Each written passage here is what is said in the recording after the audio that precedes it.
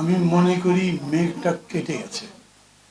কথাটা একটু অ্যাবসলিউট টার্মে বলা হলো, কিন্তু তারপরে আমি মনে করি যে দেশে নির্বাচন হবে কিনা এই প্রশ্ন করবার মতো পরিবেশ এখন নাই।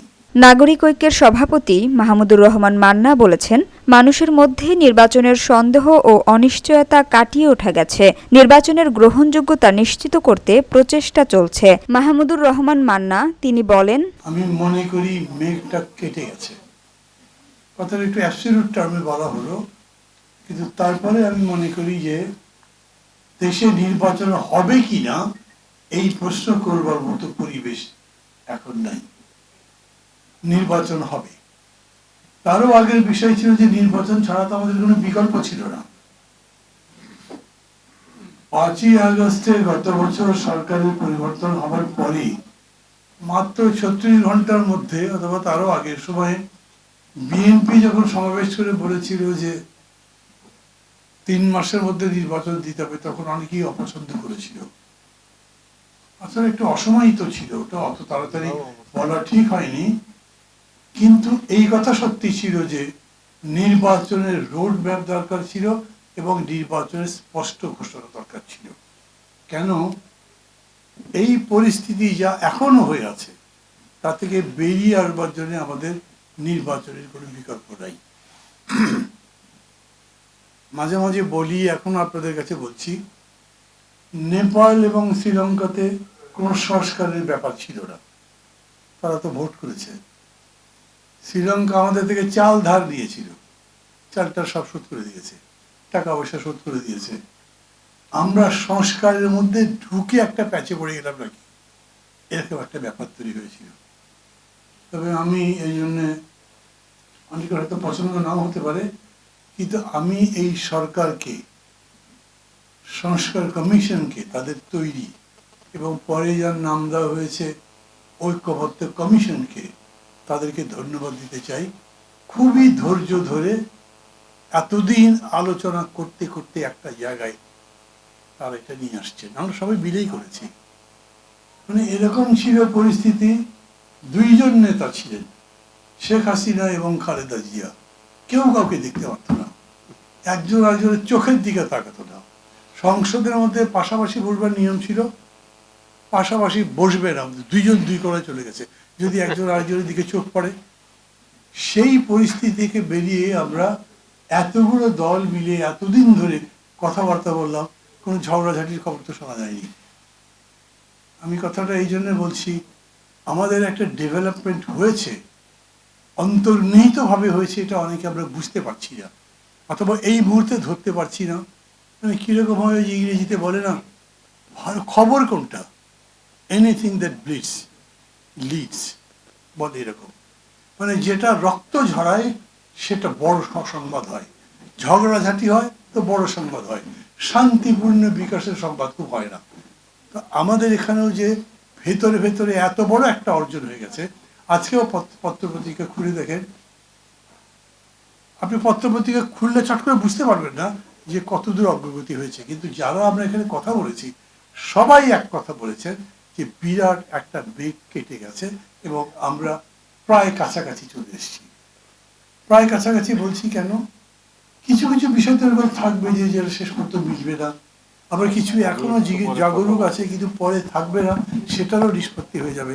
যেমন ধরেন পিআর, পিআর নিয়ে কিন্তু যে 86টা সংস্কার প্রস্তাব আছে, যেটা জুলাই সনদের মধ্যে আসবে, তার মধ্যে পিআর নাই, ওটা অনেক আগেই বাদ পড়েছে। এবং এখন পিআর নিয়ে গতকালও কোনো কথা হয়নি, আলোচনার মধ্যে এটা বোঝা যেতে পারে যে পিআরটা এখন আর তারা ইস্যু করছে না। তারা বলছেন কি, মানে একই দিনে ভোট হতে পারবে না, আগে গণভোট হোক তারপরে ওই ভোট হোক। আমি মনে করি এটাও কোনো আটকাবে না। আটকাবে না এই জন্য যে একদিনে হলে যে অসুবিধা নয়, যারা সারাউদ্দিন এখানে যে বক্তৃতা করেছেন উনি বুঝিয়ে দিয়েছেন, এটা উনি ওখানেও বলেছেন এবং এর পাল্টা জবাব কেউ দিতে পারেনি। সমস্যা একটা ব্যাপার আছে কি, যে আমরা যে গণভোটটা করব, আমাদের নিজেদের মধ্যে তো অনেকগুলো নোট অফ ডিসেন্ট আছে, একদম ভিন্ন মত। এরকম না যে আমার এইটা পছন্দ নয়, আমি নোট অফ ডিসেন্ট দিলাম কিন্তু এগিয়ে যান। বরঞ্চ নোট অফ ডিসেন্ট দিয়েছে, আমি এটা পছন্দ করছি না, ঠিক মনে করছি না। ওটার নিষ্পত্তি কেমনে হবে সেটারও একটা কনস্টিটিউশনাল সলিউশন করবার মতো করেই আমরা জিনিসটা নিয়ে আসছি। এই কারণেই আমরা বলছি যে এই নির্বাচনটা কিন্তু ধীরে ধীরে একটা গুণমান সম্পন্ন নির্বাচন হচ্ছে। যেটা মঞ্জু বলেছেন, এটা খুব ভাইটাল একটা কথা, যে শেষ পর্যন্ত ঝগড়াঝাটি গোলমাল যদি হয়, নির্বাচনের মধ্যে যদি সংঘর্ষ সংঘাত ইত্যাদি হয়, এর তো জামাত আর বিএনপির মধ্যেই হবে। এটা একটা জায়গায় ছোট ছোট তো হয়েছে, কিন্তু তারপরেও যে উত্তাপটা ইতিমধ্যেই ছড়াবার কথা ছিল সেটা কিন্তু ছড়াতে পারেনি। বলছেন না অনেকে যে ভোটটা কি দুটো জোটে হবে না তিনটা জোটে হবে, সেটা এখনো নির্ধারিত নয়। ধরেন আমি, আমার দল বা আমাদের জোট গণতন্ত্র মঞ্চ, আমরা কি করব?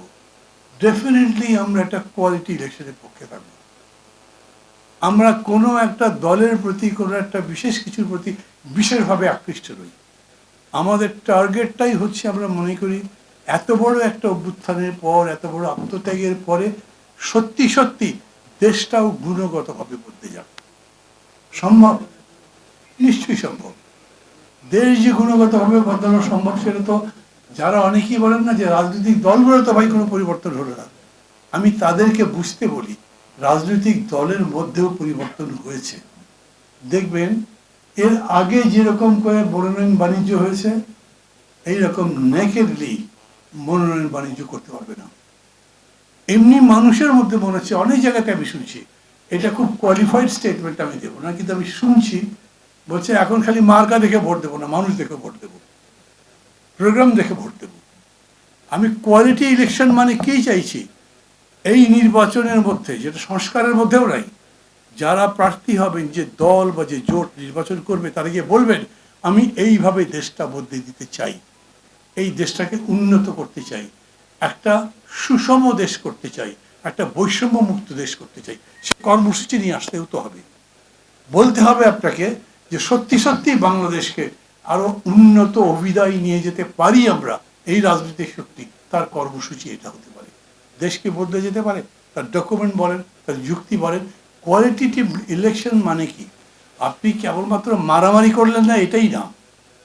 পুলিশ ইত্যাদি সম্পর্কে যে আলোচনাগুলো করেছেন, আমি আপনাদের বলি, মানে আমি এটা একেবারে অ্যাবসলিউটলি এই গভর্নমেন্টের একটা দুর্বলতা মনে করি। দুর্বলতা এই জন্য মনে করি যে যদি প্রথম থেকে সরকার যত্নবান হতেন, তাহলে 13-14 মাসে পুলিশের মধ্যে হয়তো আরো কনফিডেন্স ফিরে আনা যেত। এই অ্যাপ্রোচই করা হয়নি। আমি কিন্তু মিন করে বলছি, পুলিশকে এই অ্যাপ্রোচ করা হয়নি। যা হয়েছে হয়েছে, আর কিছু হবে না। যারা তোমরা মানবতা বিরোধী অপরাধ করেছো, তাদের বিচার হবে। বাকি সবাই এই দেশের সন্তান, এই দেশের পুলিশ বাহিনী আমাদের জন্য অবিচ্ছেদ্য অংশ। দেশের অভ্যন্তরীণ নিয়ম শৃঙ্খলা আইন রক্ষা করবার জন্য তারা লাগবে, আমরা তোমাদেরকে প্রোটেকশন দেব। ওরকম করে যদি চেষ্টা করা হতো, পুলিশ কমিশন গঠন করা হয়েছে, পুলিশের কি কি সংস্কার করাবে প্রস্তাবগুলো বলা হয়েছে, কিন্তু কোনোটা কার্যকর হয়নি। আমরা হেলথের উপরে কোনো ওয়ার্ক করতে পারিনি, শিক্ষার উপরে কোনো কাজ করতে পারিনি, যদিও এই কমিশনগুলো কিন্তু নিজেরা বসেছে। আমি বলছি, যদি পুলিশকে এরকম করে চেষ্টা করা হতো, এত খারাপ পরিস্থিতি হতো না। যেটা এখন সরাসরি তারা বলছে আপনারা ঝগড়া করলে আমরা যাবো কেন, আমরা কার পক্ষে যাব? চট্টগ্রাম বিশ্ববিদ্যালয়ে যখন ওরকম একটা হৃদয় বিদারক ঘটনা ঘটছে, যে গ্রামবাসীরা গিয়ে ছাত্রদের পিটাচ্ছে, আর প্রক্টর প্রো ভাইস চ্যান্সেলর ফেসবুকে স্ট্যাটাস দিচ্ছে, ভয়েস দিচ্ছে, আমাদেরকে বাঁচান, আমাদেরকে ওরা মেরে ফেলছে, কেউ আসে নাই। জিজ্ঞেস করলে পুলিশ অফিসাররা বলেছে কোন দিকে যাব, সরকার তো আমাদেরকে কোনো ডিরেকশন দেয়নি। এই সব কারণেই দুর্বলতা থাকে। যদি কেউ এরকম মনে করেন যে না, পুলিশ একদম সব দিক থেকে ঠিকঠাক হবে, সব দিক থেকে সুন্দর ভোট হবে, ওই রকম করে এক্সপেকটেশনের কোনো বিষয় নাই। একটা ভোট হবে যেটা গ্রহণ করবার মতো, ওই জন্য আমরা গ্রহণযোগ্য বলছি। কোয়ালিটি বলছি, কোয়ালিটি তো কোনো মানে আপনার ডেফিনেট ডিগ্রি নেই যে একদূর পর্যন্ত হলেই কোয়ালিটি, তারপরে কোয়ালিটি হবে না। তারপরে গ্রহণযোগ্য নির্বাচনটা যদি হয়, দেশ একটা বদলের জায়গায় যাবে, এটা মনে করি। আমি ব্যক্তিগতভাবে মনে করি, আমাদের দল মনে করে, আমি মনে করি আমাদের জোটের যারা সঙ্গী আছেন, আমি গণতন্ত্র মঞ্চের কথা বলছি, আমরা নিজেরাও এইরকম একটা গুণগত পরিবর্তনের বিরুদ্ধে লড়াই করি। আমরা একদম তখনও বলেছি একদল বদলে আরেক দলকে বসাবার লড়াই আমাদের নয়। আমরা আসলে দেশটা বদলাতে চাই, সমাজটা বদলাতে চাই, মানুষের অবস্থা বদলাতে চাই, এবং সেই বদলানোর যে লড়াইটা সেইটা আমরা এখনো করছি।